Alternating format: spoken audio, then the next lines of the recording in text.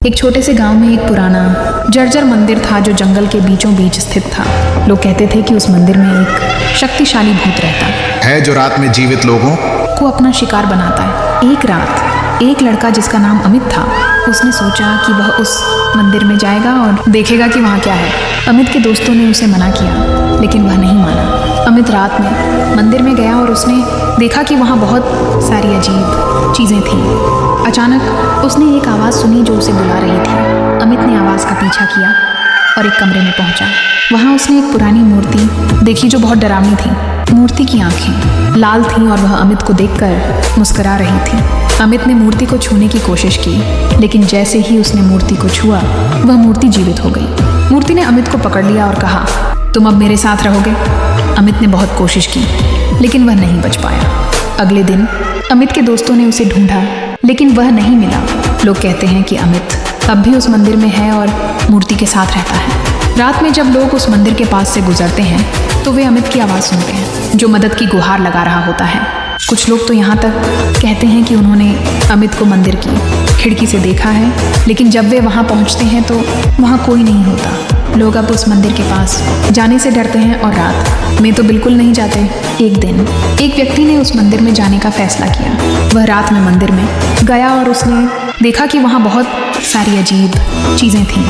अचानक उसने अमित को देखा जो उसके सामने खड़ा था। अमित की आंखें लाल थीं और वह उस व्यक्ति को देखकर मुस्कुरा रहा था। उस व्यक्ति ने भागने की कोशिश की, लेकिन दरवाज़ा बंद हो गया था। अमित ने उस व्यक्ति को पकड़ लिया और कहा, तुम अब मेरे साथ रहोगे। उस व्यक्ति की कभी कोई खबर नहीं मिली। लोग कहते हैं कि वह अब भी उस मंदिर में है और अमित के साथ रहता है।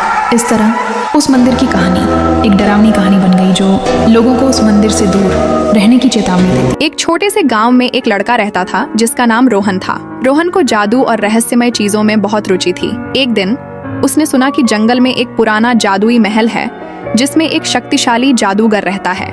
रोहन ने सोचा कि वह जादूगर से मिलकर जादू सीखेगा और अपने गांव के लोगों की मदद करेगा। वह जंगल में गया और महल को ढूंढने लगा। कई घंटों की खोज के बाद उसने महल को देखा।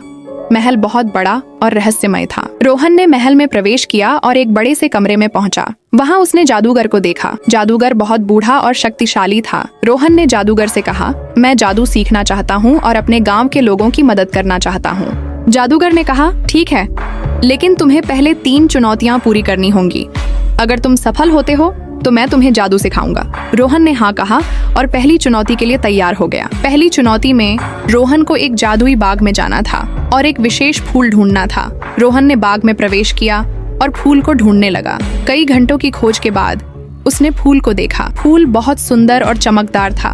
रोहन ने फूल को तोड़ा और जादूगर के पास वापस आया। जादूगर ने कहा, बहुत अच्छा, अब दूसरी चुनौती के लिए तैयार हो जाओ।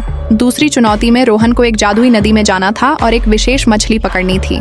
रोहन ने नदी में प्रवेश किया और मछली को पकड़ने लगा। कई घंटों की कोशिश के बाद उसने मछली को पकड़ लिया। मछली बहुत सुंदर और चमकदार थी। रोहन ने मछली को जादूगर के पास वापस लाया। जादूगर ने कहा, बहुत अच्छा, अब तीसरी और आखिरी चुनौती के लिए तैयार हो जाओ। तीसरी चुनौती में रोहन को एक जादुई पहाड़ पर चढ़ना था और एक विशेष पत्थर ढूंढना था। रोहन ने पहाड़ पर चढ़ाई की और पत्थर को ढूंढने लगा। कई घंटों की चढ़ाई के बाद उसने पत्थर को देखा। पत्थर बहुत सुंदर और शक्तिशाली था। रोहन ने पत्थर को जादूगर के पास वापस लाया। जादूगर ने कहा, बहुत अच्छा, तुमने तीनों चुनौतियां पूरी कर ली हैं। अब मैं तुम्हें जादू सिखाऊंगा। रोहन ने जादूगर से जादू सीखा और अपने गांव के लोगों की मदद करने लगा। रोहन की कहानी गांव में बहुत प्रसिद्ध हो गई और लोग उसे जादूगर रोहन कहते हैं। रोहन ने जादू का उपयोग करके गांव के लोगों की मदद की और जंगल को सुरक्षित बनाया। इस तरह रोहन की जादुई यात्रा ने उसे एक शक्तिशाली जादूगर बना दिया और गांव के लोगों का जीवन बदल दिया। रोहन की कहानी हमें सिखाती है कि साहस, धैर्य और मेहनत से हम बड़े से बड़े काम कर सकते हैं और अपने सपनों को पूरा कर सकते हैं। एक घने जंगल में एक छोटा सा गांव था। उस घने जंगल में एक रहस्यमय देवी का मंदिर था। लोगों का कहना है कि वो मंदिर बहुत ही शक्तिशाली मंदिर है। अगर कोई उस मंदिर में पूजा करने जाता है तो देवी उसे अपनी शक्तियों से भस्म कर देती है। आज तक जितने भी लोग उस मंदिर में पूजा करने गए हैं वो आज तक वापस नहीं लौटे। उनमें से कुछ ही लोग वापस आए। उस दिन के बाद से लोगों ने उस मंदिर में जाना बंद कर दिया और वो मंदिर धीरे धीरे खंडर बन गया। एक दिन एक लड़की ने उस मंदिर के बारे में जाना और उस मंदिर में जाने का फैसला किया। एक दिन वो लड़की बिना किसी को बताए उस मंदिर के रहस्य को जानने के लिए चली जाती जाती है। लड़की जैसे ही मंदिर के पास पहुंचती है उसे एक अजीब सा एहसास होता है। लड़की मंदिर की सीढ़ी पर चढ़ जाती है और दरवाजा खोलने लगती है। तभी मंदिर का दरवाजा अपने आप खुल जाता है और लड़की अंदर चली जाती है। लड़की अंदर जाकर देखती है कि मंदिर की हालत बहुत ही खराब है। लड़की मंदिर की सफाई करके उसे सजाने लगती है। उस लड़की ने देवी माँ की मूर्ति का श्रृंगार किया और वहीं मंदिर में बैठकर देवी माँ की पूजा करने लगी। लड़की को ये सब करते करते सुबह से रात हो जाती है। लड़की के घर वाले लड़की को ढूंढने लगते हैं। गाँव वालों ने लड़की को पूरे जंगल में ढूंढा। गाँव वालों को लड़की को ढूंढते ढूंढते रात से सुबह हो जाती है, लेकिन लड़की कहीं नहीं मिलती। गाँव के एक व्यक्ति ने सोचा कि कहीं लड़की मंदिर में तो नहीं गई है। गाँव वाले ये बात सुनकर चौंक जाते हैं और मंदिर की तरफ भागते हुए जाते हैं। गाँव वालों ने मंदिर पहुंचने के बाद देखा कि मंदिर बहुत ही सुंदर तरीके से सजाया हुआ है। गाँव वाले ये सब देख के हैरान रह जाते हैं और सोचने लगते हैं कि इस मंदिर को किसने सजाया। तभी लड़की के घर वाले लड़की को मंदिर के अंदर आवाज देने लगते हैं। लड़की मंदिर के अंदर बैठकर पूजा कर रही थी। लड़की अपने घर वालों की आवाज सुनकर मंदिर से बाहर आती है और अपने आगे गाँव वालों को देखकर चौंक जाती है और कहती है, आप सभी यहाँ क्या कर रहे हो? लड़की की माँ कहती है, पहले तू बता, तू यहाँ क्या कर रही है?